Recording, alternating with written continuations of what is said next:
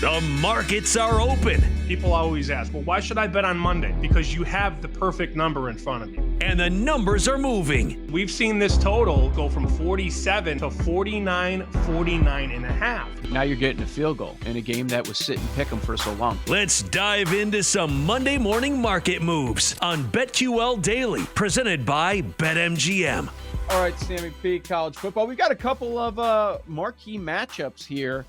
And, you know, with the idea of the long shot Jackson Dart winning the Heisman, we're like, they've got to take down Georgia. They've got to take down Georgia because that would put him in the playoff, and that would really cut his odds down. He goes from 100 to 1 down to, let's call it around the 15 range to 1 in one day.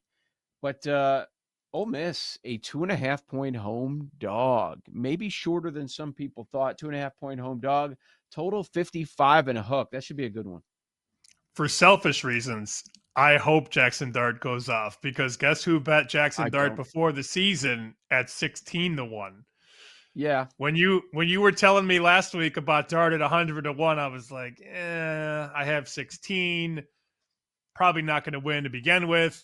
And here we are. It's right there for you, young man. It is right there in front of you. You are sub 3 at home. Total open 54 and a half. It hasn't really budged that much. I did notice that Circa opened Georgia -3, and the initial move came in on Ole Miss. Took 3 right away, and now the whole market is at 2.5. I would love Mississippi to win. I am terrified, though. The only team that has beaten Georgia in the last 75 games is Alabama. That's it. That's the only team that could beat Kirby Smart. And it happened this year with Kalen DeBoer. That's sort of, looking back, that's sort of a weird result in itself, is it not? Even though Georgia rallied all the way back. Wasn't it Bama up 28-0? Georgia came all the way back, took the lead in the fourth quarter, and then Bama puts it away at the very end.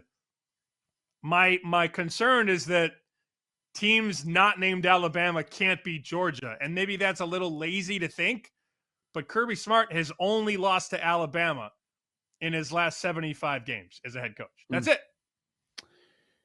Yeah, Arkansas was getting some love by a lot of people as a dog in that game, and Jackson Dart shows up, 515 yards, 6 touchdowns. It was crazy. So they've got Georgia, Florida, Ole Miss. They win this one. They should win the last 2. A 2-loss Ole Miss team in the SEC. They're probably making the playoff, right? The 2 losses are LSU in overtime at LSU, and then the other one was a field goal to Kentucky. But they're in, 2-loss SEC team, right? Yeah, I would think so. Yeah, and you beat Georgia? Jeez, like, yeah, 100%. So that could be big. How about another SEC game? We've got Bama laying 3 at LSU. Another fun one. Huge. I don't even know where to start with that one. I mean, this was, if this is Saban and it's Bama -3, what's my limit? You know, like that's how I think about it.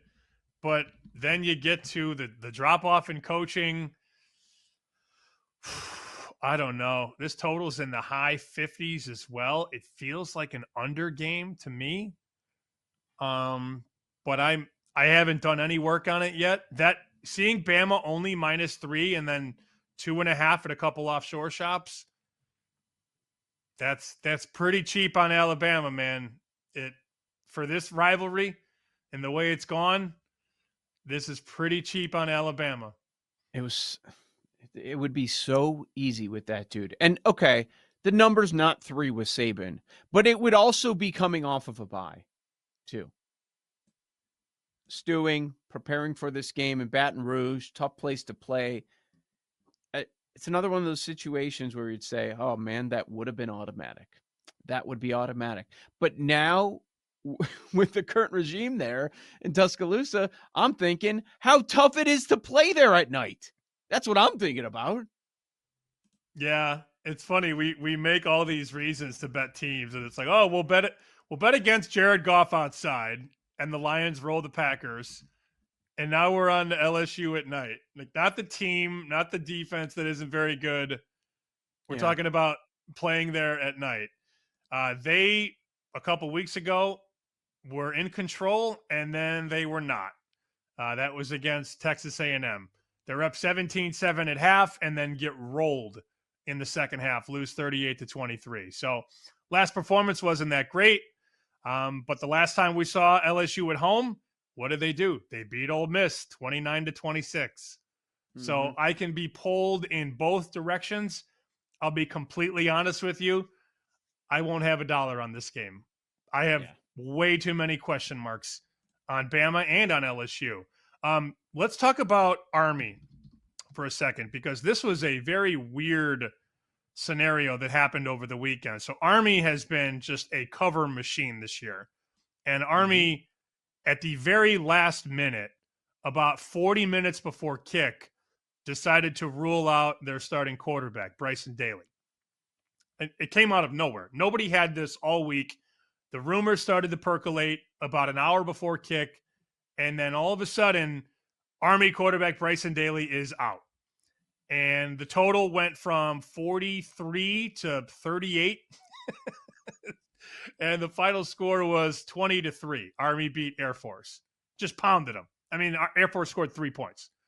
Yeah. So I'm seeing a story that Army is hopeful that Daly will be back for North Texas. The market isn't really so sure.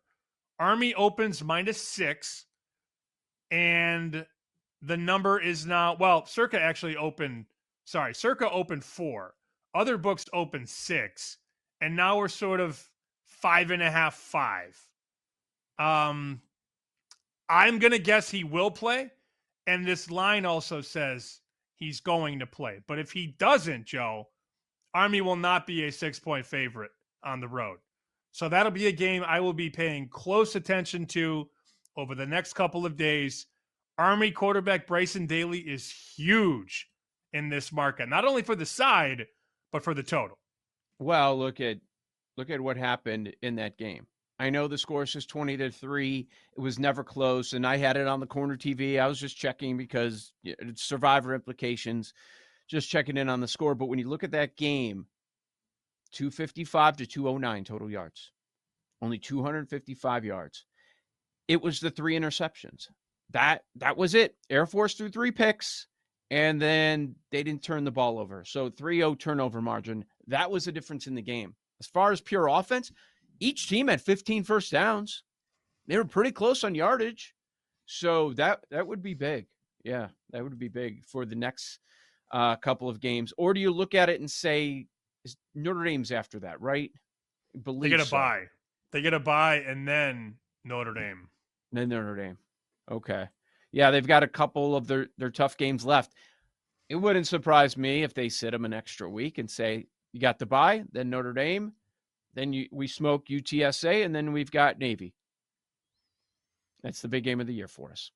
I would bet pretty decent, like we did on Saturday. I would bet under. If he's out and we hear that he's out, and I will do my best over the week, I will do my best to get this. And if he is out, I will bet under 64. Because that offense is just not – it's not even close with Daly out of the fold. Mm-hmm. A bit of a move here. Speaking of Notre Dame, man, if you told me before the year started that when Notre Dame hosts Florida State, they're going to be favored by 26 points, I would have thought you were out of your damn mind. But that's the situation. They're betting Notre Dame too. Open 24.5. Now we're sitting 26. Number in the summer was Notre Dame -4.5, for those wondering. That's it. Can you imagine if you had the game of the year number? And a lot of people we know bet these. Like Brad Powers bets these game of the year lines. He has like 500 bets from the summer. And he's a Notre Dame guy. I guarantee you he bet this game. Guarantee. -4.5. So Brad, if he really wants to, could take a little Florida State if it gets to 27 and have a near 23-point middle, although I don't know that he would do that. Why? You don't really have to do that. If you laid 4.5 and the line is 26.5, I just hold it. We're good. You did your job. I don't think you have to do anything. I don't know that I would either. That's a huge move. Florida State's atrocious. And we have to, we have a couple minutes left here. How do we not bring up that Michigan won the national championship last year? Yep. And Michigan is now a 14-point dog at Indiana. There are 14.5s out there too. Like they know they're going to bet Indiana anyways, so let's just move it now. What's the point? I'd lay 14 before I take it. Yep. How they done on the road? Lost 10 to Washington, lost by a couple touchdowns at Illinois. And here's their third road game at Indiana. And it's after Oregon, a couple weeks before Ohio State. Yeah, you betting on that, Coach, on the road against this red-hot team? No.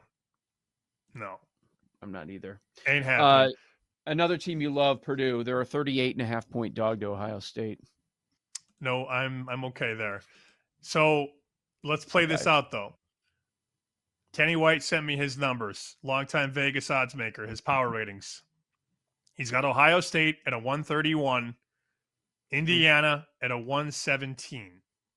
Okay? So on a neutral, Kenny says Ohio State is 14 points better than Indiana, which seems a little high to me on the surface. Indiana goes to Ohio State in a couple of weeks.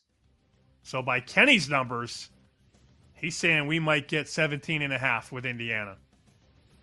I would take 17.5 with Indiana, man. I would. They're not going to post that, though, right?